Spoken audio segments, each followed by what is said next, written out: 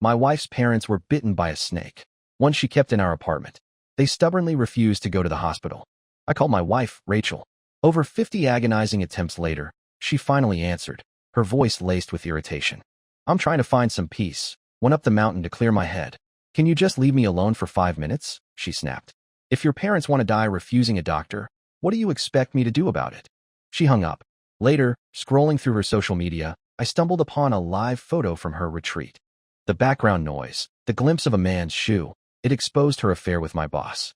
Not only had she drained her parents' emergency funds, but she also turned off her phone for 5 days. By the time I finally tracked her down, bringing a doctor friend with me, her parents were dead. But instead of grief, she unleashed her fury on me. Why couldn't they just leave the damn snake alone? Serves them right for messing with it. It hit me then. She never knew. All along, she thought it was my parents who had died. Mom, please, let's just go to the hospital. Just to be safe. I pleaded. Oh, honestly, Daniel, it's nothing. My mother-in-law waved a dismissive hand, scratching absently at the 2 tiny puncture marks on her forearm. Your father sucked the venom out already, didn't you, dear? I'll just wash it thoroughly with soap in the bathroom. It'll be fine. Back home, up in the hills, we have snakes everywhere. My father-in-law chimed in confidently. Plenty of people get bitten. This is how we always handle it. Never saw anyone die from it. Those city hospitals just want your money. Expensive nonsense. My mother-in-law disappeared into the bathroom, her husband following protectively to make sure she cleaned the bite properly. A knot of anxiety tightened in my stomach. While they were occupied, I tried calling Rachel again. Her parents had shown up unexpectedly at our apartment door just as I got home from work, carrying bags bulging with fresh eggs from their village. Rachel herself had gone shopping with friends right after her shift. I'd wanted to call her back, but her parents had sharply insisted I not disturb her. Shortly after they arrived, they'd noticed the glass terrarium in the living room. Inside was a snake, sleek and patterned. It belonged to a friend of Rachel's, who'd asked her to look after it temporarily. My mother-in-law, captivated by its beauty, had reached in impulsively for a closer look. That's when it struck. No matter how much I urged them, she wouldn't hear of going to the hospital. My only recourse was Rachel. But Rachel, usually glued to her phone, was strangely unreachable. It took over 50 calls before the line finally connected. I hadn't even uttered a word before her impatient voice crackled through. Can't I even go shopping to clear my head without you bothering me? What could possibly be so urgent that you have to call me like the world is ending? Is your mother dying? Or your father? Her tone was sharp, accusatory. My good mood is completely ruined now, thanks to you. I was planning on going up the mountain for a retreat later, get some peace and quiet. Rachel's fiery temper was nothing new. I'd learned to navigate it over the years. Steeling myself, I explained what had happened. A cold, derisive laugh came through the phone. So your mother wants to die? What can I do about it? The signal was poor, crackling with static, but the gist of her words was chillingly clear. She thought her mother's bite was happening to my mother. Anger flared within me. Her parents had scrimped and saved their entire lives, sacrificing everything for her and her brother. Their reluctance to spend money on a hospital visit, while foolish, stemmed from a lifetime of hardship. How could she be so callous? Before I could retort, my mother-in-law emerged from the bathroom, snatched the phone from my hand, and abruptly ended the call. Didn't I tell you she was busy today? Don't bother her. What are you doing? She confiscated my phone, her eyes narrowed with suspicion. A strange thought struck me. Did they know Rachel wouldn't be home, even before they arrived? My father-in-law, sensing my unease, quickly stepped in, clapping me on the shoulder with a forced smile. Don't mind your mother, Daniel. That's just her way. She doesn't mean anything by it. I nodded, deciding to let it drop for now. But then my father-in-law hesitated, shifting uncomfortably, looking like he had something difficult to say. My mother-in-law glanced at me, then sighed deeply. Forget it, old man. Let's just go home. No, please sit down, I insisted, guiding them both to the sofa. Rachel came from a modest background. Her younger brother, Kevin, was still in school, and her parents weren't in the best health. We'd been supporting them financially for years. I knew, without them saying it, why they had really come today. I went to the bedroom and retrieved $3,000 in cash, pressing it into my father-in-law's hand. Dad, Mom, work's been slow lately, and Rachel and I have had extra expenses. Trying for a baby, you know. This is all I have right now. Take it for now, and I'll send more after I get paid. But my father-in-law pushed the money back. My mother-in-law, still scratching her arm distractedly, pulled 2 folded documents from her bag. Daniel, she began, her voice strained. We didn't want to trouble you with this, but it's for Kevin. You know he's starting high school soon, My father-in-law picked up the explanation. The school's back home. Well, the education isn't great. We want to send him here, to the city. We asked around, and the good high school near your neighborhood requires proof of residence in the school district. You need to own property there. My mother-in-law pushed the papers towards me. Rachel already agreed to this in principle. But we know your parents bought this apartment before you were married, Daniel. We felt it was important to get your agreement too. The pieces clicked into place with a sickening thud. The timing, their arrival, Rachel's convenient absence. It all made sense now. The documents were likely related to transferring the property title, or at least formally agreeing to let Kevin use the address. Since Rachel's name was on the deed, at her insistence when we bought it, even though my parents paid, technically her signature might be all that was legally required for certain steps. I hesitated, feeling cornered. Finally, I signed where indicated, acknowledging Rachel's supposed agreement. My father-in-law beamed, relief washing over his face. Don't worry, Daniel. As soon as Kevin is settled in school, we'll sort everything out, transfer it back, whatever needs doing. Satisfied, my mother-in-law decided they should head back immediately to prepare things, planning to return tomorrow to finalize the school enrollment paperwork. I insisted on driving them. We hadn't driven 10 miles when my mother-in-law suddenly cried out, "Ah," and slumped unconscious in the back seat. Her face was deathly pale, her eyes unfocused and glassy. Her body seemed devoid of bones, limp against the upholstery. My father-in-law panicked, shaking her gently, then slapping her cheeks lightly. "Honey, wake up. What's wrong? You never get carsick." This wasn't carsickness. A terrible premonition washed over me. That snake, was it venomous? Ignoring my father-in-law's confused protests, I wrenched the steering wheel around, making a U-turn towards the nearest hospital. We hit rush-hour traffic. The road was a parking lot, cars packed like sardines. Just maneuvering the U-turn took 15 minutes. While stuck in the gridlock, a notification popped up on my phone, a special alert I'd set for Rachel's social media. She just posted an update. Reached the summit. The environment here is amazing. Going into silent retreat for the next 5 days. We'll tell you all about it when I emerge. Attached was a live photo of a bedroom. Casually, I pressed and held the image. Over the ambient sounds of nature, I heard it distinctly, a man's booming laugh. My blood ran cold. Thinking I must have misheard, I played it again. And again. Then I saw it. Near the bed, partially obscured, a pair of men's shoes. Expensive ones. Shoes I recognized. Instantly. They were custom-made loafers my boss, Marcus Thorne, had ordered from overseas last month. I knew because I had been the one to pick them up from the courier for him. Marcus? On a silent retreat too? How did they end up in the same bedroom? My mind reeled, but there was no time to process. My mother-in-law's life hung in the balance. Thankfully, at the next major intersection, I managed to flag down a traffic police officer.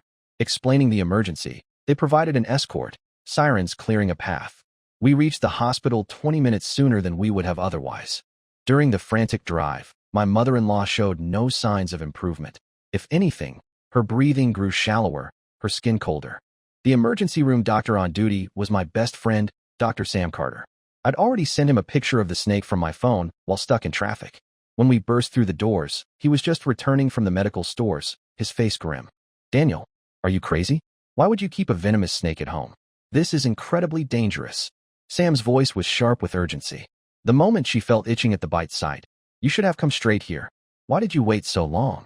Through Sam's frantic explanations, the horrifying truth emerged. The snake was a silver-banded kite, highly venomous. Its neurotoxin worked terrifyingly fast. Anger surged through me again. What kind of reckless friend would entrust Rachel with such a deadly creature? Sam paused, his expression darkening further. "Daniel, there's a problem. The specific antivenom for the silver-banded kite, there's none available. Not in this hospital, possibly not in the entire province right now. Stocks are out everywhere." My mother-in-law was already struggling to breathe. She might not survive long enough for them to locate a supply. Desperate, I had to try Rachel again. Maybe her friend, the snake's owner, had some private stock of antivenom? This time, miraculously, she answered almost immediately, her tone still dripping with impatience. "What now? Is this never going to end?" Sensing she was about to hang up again, I cut her off, my voice strained. "Rachel, Mom is dying. Call your friend, the one who owns the snake. Ask if there's any antidote, any other treatment." "What friend?" The slip was instantaneous.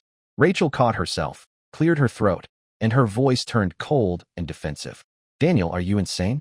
Who keeps antivenom lying around the house?" She changed. Tack abruptly. You're just mad because I came on this retreat without you, aren't you? Feeling left out?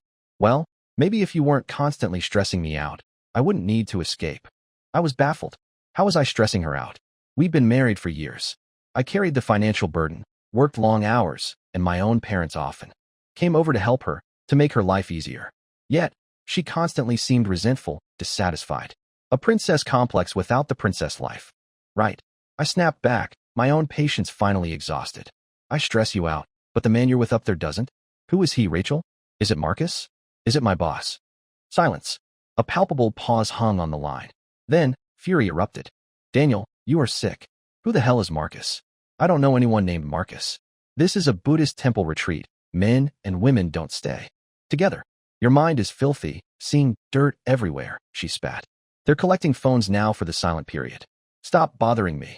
She didn't know Marcus? We'd had dinner with him, as a group from our interconnected companies, at least 5 times. How could she claim not to know him? Before I could respond, the line went dead. Busy signal. I checked her social media again. She had blocked me. Sam had already rushed my mother-in-law into the resuscitation room. My father-in-law stood frozen, numb with shock and fear. I was about to try calling Rachel from Sam's phone when my father-in-law suddenly gasped, clutching his own arm, and collapsed onto the floor. On his forearm, clearly visible now, were 2 small puncture marks. He stared at them, trembling uncontrollably. The snake, he stammered. My eyes scanned him frantically, then landed on the bag he'd carried from home. Peeking out from the top flap was the unmistakable patterned head of the silver-banded kite. It was in his bag. I distinctly remembered securing the lid on the terrarium before we left. How did it get in there? Daniel, am I going to die too? My father-in-law sobbed, his voice thick with terror. Your mother, she said the skin looked valuable. Worth a few hundred maybe, if we skinned it back home. So we secretly put it in the bag. He dissolved into incoherent weeping. The rest of his words blurred into a meaningless drone in my ears. My head pounded. Didn't they fear it might be poisonous? How could they be so reckless, so greedy? But blame was useless now. Dad, stay calm, I said, trying to keep my own voice steady. We're in the hospital. The doctors will know what to do. You'll be okay. After helping the medical staff safely contain and dispose of the snake. Thankfully, the hospital had protocols and equipment for handling venomous creatures. I returned to my father-in-law. Sam pulled me aside, his face grave. Daniel, I've started your mother-in-law on supportive protein injections, but it's a long shot. It just buys time, doesn't cure. And it's incredibly expensive. He lowered his voice. Now, with your father-in-law needing the same, you're looking at easily $30,000, maybe more. And it needs to be paid up front. He looked at me sympathetically. I know things are tight for you. I have $20,000 I can lend you, right now. But you need to find the other $10,000 immediately. These treatments only work if administered continuously. He hesitated. And Daniel, as your friend, I have to be honest. There's a very high chance this money will just go down the drain. Think carefully. Rachel worked as a receptionist at a small firm, earning barely $2,000 a month. Combined, our income was just over $10,000. After sending money to her parents and brother, and covering Rachel's not insignificant spending habits, there was barely anything left, even with occasional help from my own parents. We lived paycheck to paycheck. $30,000 was nearly 3 months' salary. But they were Rachel's parents. I couldn't just let them die without giving them every chance, without letting her see them one last time, if possible. No regrets. I nodded grimly. Do it, Sam. 10,000 short. My credit card limit was exactly 10,000. I turned back to my father-in-law, forcing words of reassurance past the lump in my throat. Despite everything, they were family, people I'd called mom and dad for years. The thought of losing them was painful. I tried to keep him calm, knowing agitation would speed up the venom spread. Then I ran down to the hospital's billing office. Pulling out my phone to scan the payment code, my heart stopped. My credit card app showed a 0 available balance. A transaction had gone through just 5 minutes earlier, maxing it out. The payment description, Summit Serenity Retreat, 5-day per night luxury couples package. Blood rushed to my head, pounding in my ears. That selfish, infuriating woman. Not only did she refuse to help, but she was actively sabotaging any chance her parents had. Frantically, I started dialing her number again. Call after call went unanswered. Finally, after what felt like hundreds of attempts, someone picked up, a staff member from the retreat. They sounded annoyed but went off to find Rachel, the phone clutched in their hand. I could hear their footsteps echoing as they walked. When I finally heard Rachel's voice, hazy with irritation, the last shred of my control vanished. Rachel. I roared into the phone, the sound raw with desperation and fury. Get that money refunded now. Your parents were bitten by the snake. They're dying. We need that money to save their lives. In all our years together, I had always indulged her, excused her tantrums, treated her gently. I believed wives were meant to be cherished. This was the first time I had ever raised my voice to her like this. She was momentarily stunned into silence, then erupted in a tirade far worse than before. Daniel, are you completely insane? Who goes on a retreat without paying? Do you think this is a charity? Her voice dripped with venom. And whose fault is it your parents messed with the snake? Their own damn fault. They probably deserve it. Serves them right. She wasn't finished. That money is for the living to enjoy. Why waste it on people who are about to die? Let this be a lesson to them. Maybe they'll be more careful in their next life. A chilling coldness spread through me, extinguishing the heat of my anger. The woman I had loved, shared my life with for years, felt like a complete stranger, utterly devoid of empathy or decency. She slammed the phone down. Calling back immediately resulted in a message. The number you have dialed has been switched off. Through the haze of grief and panic, the horrifying truth finally solidified. All this time, Rachel genuinely believed it was my parents who were dying. Just then, Sam came running towards me, breathless. Daniel, what took you so long with the payment? Your mother-in-law. We lost her. Resuscitation failed. He paused, his face etched with pain. And your father-in-law? He heard the news, collapsed, convulsions. He's going too. By the time I reached the second resuscitation room, my father-in-law was gone. The venom he'd ingested trying to save his wife, combined with the shock, had overwhelmed his system. I tried Rachel's number from Sam's phone. Still switched off.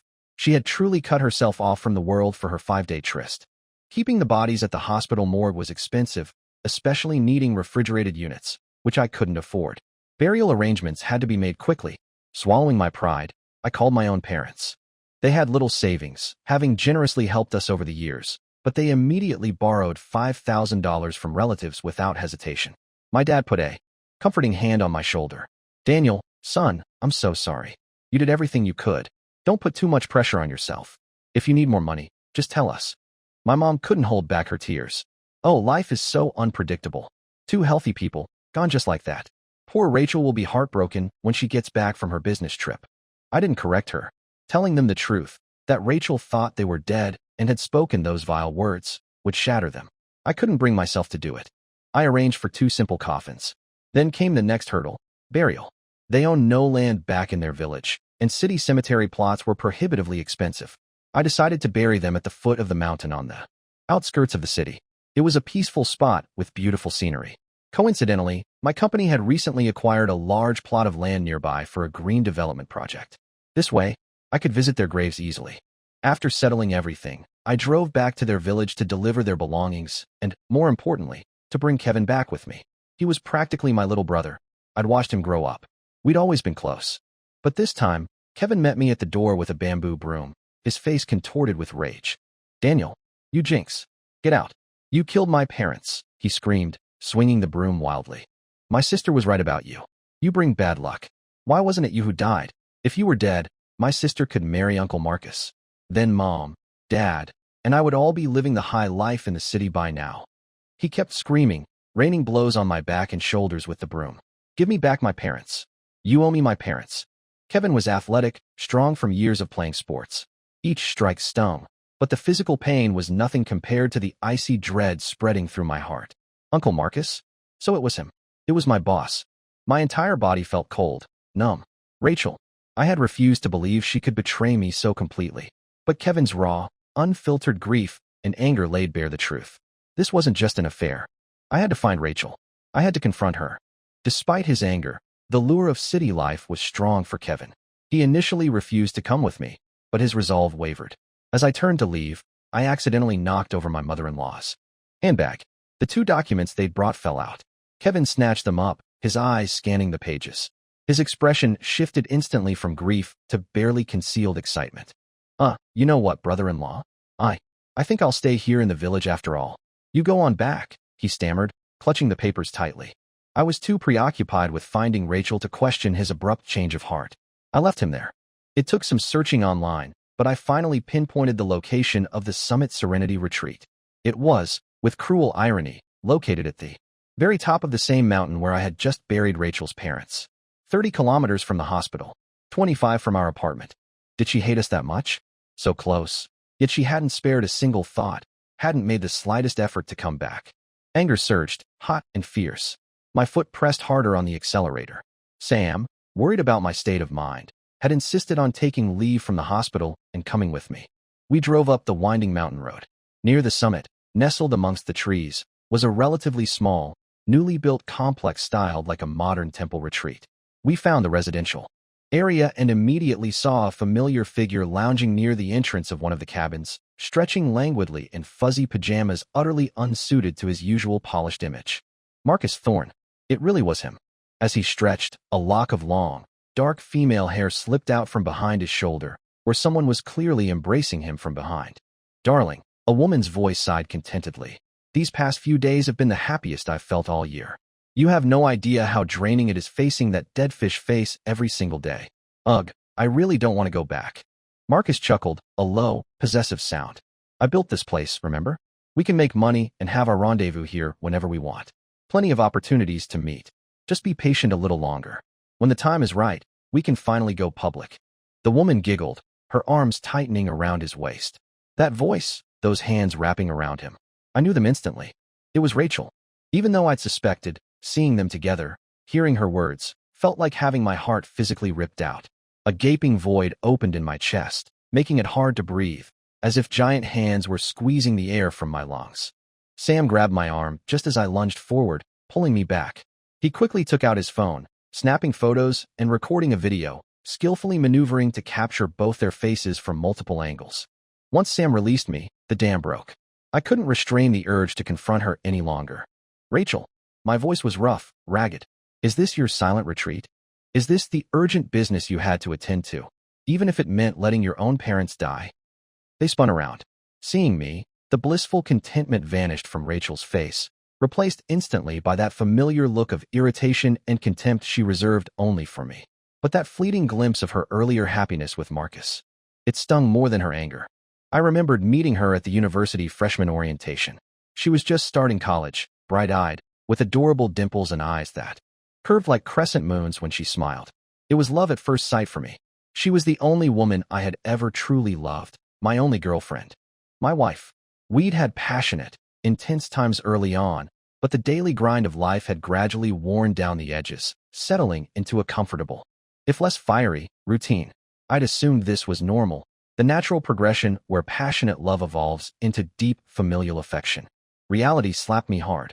That radiant smile I saw on her face with Marcus was a smile I only ever received when I did something significant for her family, spent money on them. He got it effortlessly. She had truly moved on.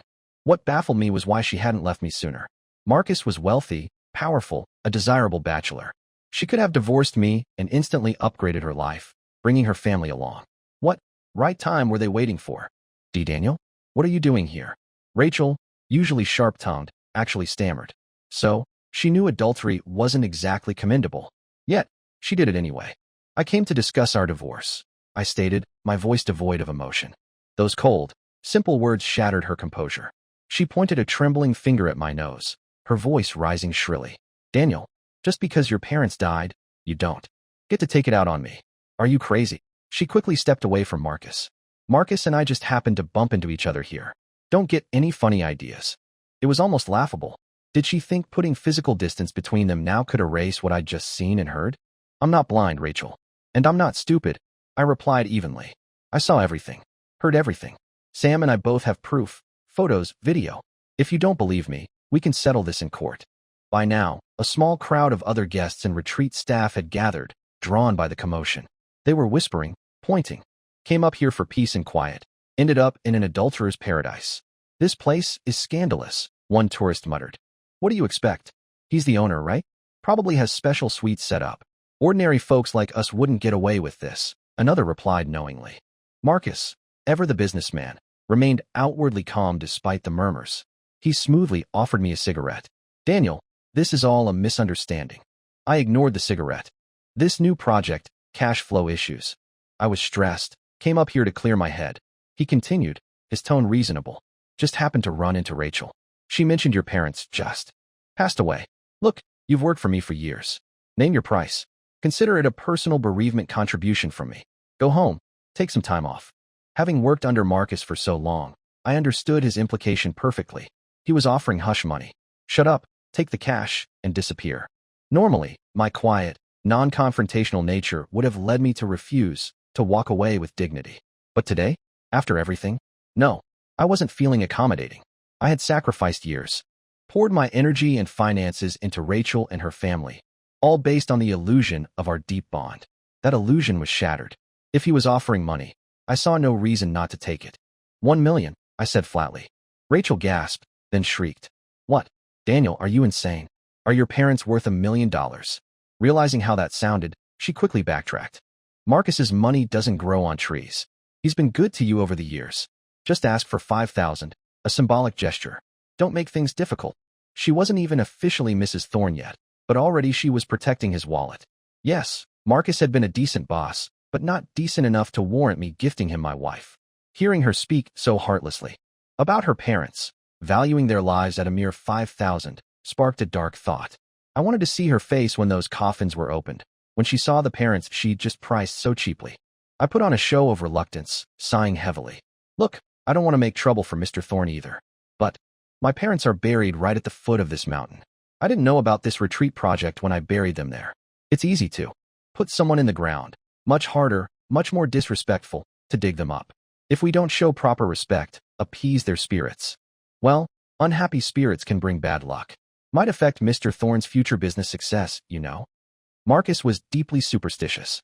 I'd helped him consult fortune tellers enough times over the years to know exactly which buttons to push. I delivered the lines smoothly. He hesitated for only a few seconds, then grimaced and transferred $1 million to my account via his phone. Take it. Buy them a decent burial plot somewhere else. I nodded, satisfied. As Marcus had hoped, the crowd's murmuring immediately shifted direction. Wow, what an amazing boss. $1 million for bereavement pay? You could live off the interest. I'm definitely telling everyone I know to patronize this place. Marcus and Rachel's strained faces relaxed slightly, managing faint smiles. Rachel immediately grabbed my arm, pulling me towards the path down the mountain. You got the money. Now hurry up and get it done. Don't tell me you're planning to drag this out for more cash. Her voice was loud, deliberately carrying to the onlookers. You got lucky this time. Killed your own parents through negligence, and now you're profiting off their deaths. Mr. Thorne is kind enough not to press charges, so don't push your luck. She expertly painted me as a monstrous ghoul capitalizing on tragedy, while simultaneously praising Marcus's generosity. Led by a few staff members who subtly steered the narrative, the crowd quickly forgot the initial scene of catching them in the act. Now, they directed their judgment towards me. Unbelievable. He looks like a decent guy, but he'd do something like that? His poor parents raised a viper. People like him should be punished. But their condemnation didn't faze me. I forcefully pulled my arm free from Rachel's grasp and smoothed the wrinkles on my sleeve. Mr. Thorne is generous, and I keep my word, I announced calmly, addressing the crowd. You are all witnesses. Why don't you accompany me down the mountain to oversee the process? Nodding eagerly, the crowd started heading downhill. Rachel shot me a triumphant smirk, linking her arm confidently through Marcus's as they followed. Her expression screamed, let's see what tricks you can pull now, with everyone watching. I smiled inwardly. Patience, Rachel. The real show is just beginning. By the time our procession reached the foot of the mountain, the crane and excavator needed for the exhumation had already arrived. I directed the operators to the exact burial spot. The excavator dug tentatively, but soon hit rock. It seemed a heavy rainstorm the night after the burial had washed large boulders down the slope, pinning the corners of the coffins, making it impossible for the crane to lift them cleanly. The excavator operator looked uncertainly at Marcus. Mr. Thorne, if I try to force these rocks out, it's definitely going to damage the coffins. That doesn't seem right. He suggested waiting. Maybe I can bring a crew back tomorrow morning. Sam looked worried too. Daniel, the bodies, they're fragile. If the coffins break apart during excavation. He trailed off, but everyone understood the gruesome implication. Before Marcus could respond, Rachel interjected sharply. No way. He asked for $1 million today. Tomorrow he might demand $2. Just dig. If the coffins break, they break. What does he care? He's already making money off his parents' corpses. What won't he do? She sneered at Sam. And don't listen to his quack doctor friend. What does he know? Probably just trying to scam more money together. The crowd fell silent, all eyes on me, waiting for my reaction. I smiled faintly. Dig. I instructed the operator. We made an agreement. We see it through. I glanced pointedly at Rachel. And if the coffins break, even if the bodies get damaged, it doesn't matter. As Miss Fong says, the formal address made her flinch.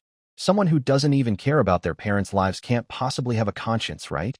Rachel's face turned an ugly shade of pale, whether from my words or the cold title, I couldn't tell. Marcus, clearly impatient now, nodded curtly to the operator. The machinery roared back to life. Crunch, crack, splinter. The sickening sounds of metal against rock and wood shattering echoed in the tense silence. After what felt like an eternity, 2 mangled, broken wooden boxes were finally unearthed. The crane lowered them gently to the ground. As the onlookers peered closer, finally getting a clear view of the faces resting within the splintered coffins, Rachel's face drained of all color. Her eyes rolled back, and she crumpled to the ground as if her strings had been cut. No, no, it can't be, she whispered, her voice thin and reedy. It's impossible. How can it be Mom and Dad? Marcus rushed to her side, trying to support her. Rachel, calm down. Remember the baby. You're pregnant. Pregnant? Rachel had always claimed she was afraid of childbirth pain. We'd mutually agreed not to have children for years. Then, 3 months ago, she'd suddenly announced she wanted a baby, that we should start trying. My parents were ecstatic, showering her with expensive supplements. I meticulously followed a healthy diet and lifestyle she dictated, waiting for the optimal conception window she kept mentioning. Nausea churned in my stomach. It was all a lie. She was already pregnant, with Marcus's child. The whole trying charade was just an excuse to avoid intimacy with me, a way to guilt me into providing expensive prenatal supplements for their baby. The sight of her face now filled me with physical revulsion. Ignoring Marcus, Rachel crawled desperately towards the broken coffins, sobbing hysterically over the dismembered remains of her parents. How is this possible? It was supposed to be Daniel's parents. Not you. How could it be you? She clawed her way through the dirt, towards me, grabbing onto my legs. Daniel, you did this on purpose, didn't you? You lied. You said it was your parents. Why is it mine? Her pupils were dilated, her voice choked with disbelief and horror. I looked down at her, my expression cold, unmoved. I pulled my leg free from her grasp. I never said such a thing, Rachel. You assumed. You believed what you wanted to believe. You had countless chances to save your parents. You chose your affair with Marcus instead. Every single time. Hearing the affair exposed so publicly, Marcus flinched, his jaw tightening. All right, Daniel, that's enough. Rachel scrambled to her feet, fueled by panicked denial. Daniel, what lies are you spouting? I laughed, a short, bitter sound. And Rachel? Thank your friend for asking you to look after that silver-banded crite. It certainly helped me see who the real snakes are. I turned my gaze to Marcus. I assume you were that concerned friend, Mr. Thorne? The sudden pallor on Marcus's face confirmed my guess. He struggled to maintain composure. Impossible. How were you not bitten? Why did it bite Rachel's parents instead? His words seemed to galvanize Rachel. She drew herself up, eyes blazing with renewed fury, pointing an accusatory finger. Exactly. My parents specifically said they would wait until Marcus and I came down from the mountain. They weren't supposed to visit until after we got back. How could they have been at the apartment then? Her voice rose to a screech. It was you. You must have deliberately let the snake out to bite them. Her simple, panicked words sent a final, devastating chill through my entire being. In that instant, the last pieces of the puzzle slammed into place. The full, monstrous truth revealed itself. They hadn't just been having an affair. They had deliberately brought that deadly snake into my home to kill me. Rachel's parents were in on it, or at least aware of the affair, playing the role of supportive in-laws while waiting for the day Rachel could kick me out and move on with Marcus. And Rachel, the woman I had loved more than anything, was the mastermind behind the entire plot. They had thrown a boomerang coated in venom, intending it for me. They never expected it to curve back and strike them instead. Rachel, I said, my voice flat, final. I'll have the divorce papers sent to you. Without another word, Sam and I got into my car and drove away, leaving the chaotic scene behind. Even as we rounded the bend, I could still faintly hear Rachel's hysterical, grief-stricken wails echoing from the foot of the mountain. Someone inevitably leaked the story, complete with photos and videos. It exploded online, becoming a top trending topic. Rachel and Marcus were doxxed, their affair and the suspected murder. Plot lay bare for public consumption. They were crucified online, their reputations destroyed. Marcus's company assets and projects were quickly put up for liquidation at bargain prices. Later, back home, I discovered the truth about the documents my mother-in-law had me sign. Underneath the vaguely worded agreement about the school district was the actual document, a contract putting my apartment up as collateral for a loan. It wasn't for Kevin's education, it was to pay off his massive gambling debts. He had dropped out of school months ago. They had all conspired to lie to me, to use my property to bail him out. Without my financial support, they couldn't possibly repay the loan. The apartment was seized and auctioned off. But I felt no sadness. The $1 million for Marcus was more than enough to buy a new, better place.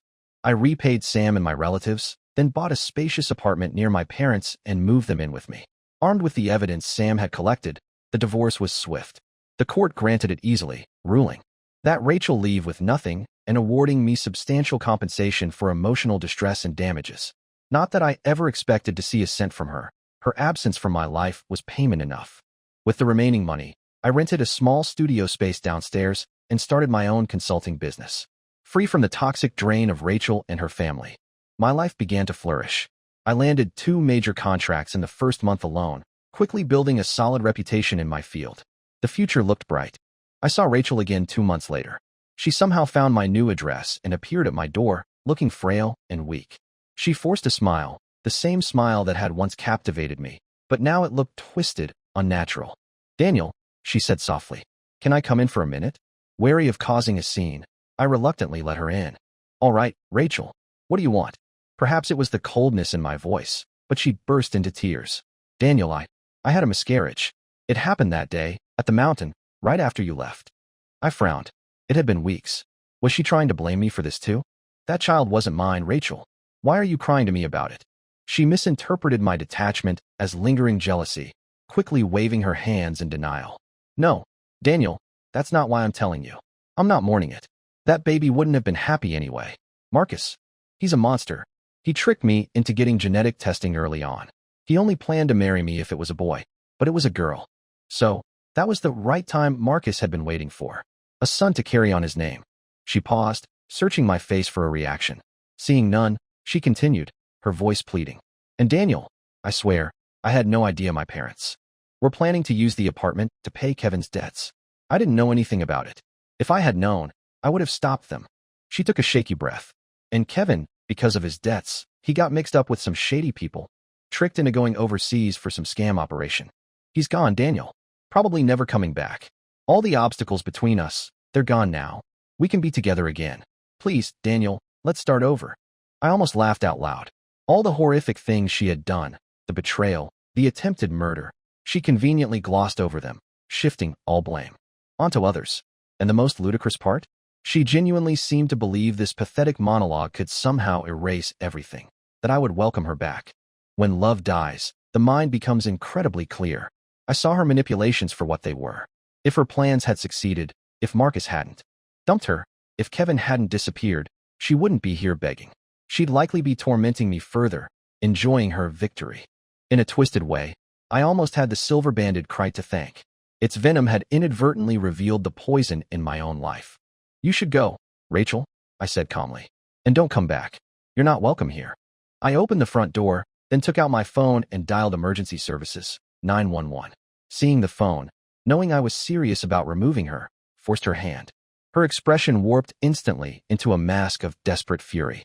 In a sudden movement, she scrambled onto the windowsill of the open living room window, pointing down at the street several stories below. "I have nothing left," she shrieked, her voice cracking. "If you kick me out, you're killing me. If you don't agree to take me back, I'll jump. Right now, we're the only ones here. Everyone will think you pushed me. You'll be ruined too. Do what you want," I replied, my voice flat. A flicker of something unreadable, despair, resignation, crossed her eyes, but I no longer cared to decipher her expressions. As I took the last sip of my now-cold tea, a sickening thud echoed from outside the window. Rachel had jumped. But this time, I had learned my lesson. Months ago, after moving in, I had installed discreet security cameras throughout my apartment. This time, no one else would dictate the narrative of my life. This time, I had proof. And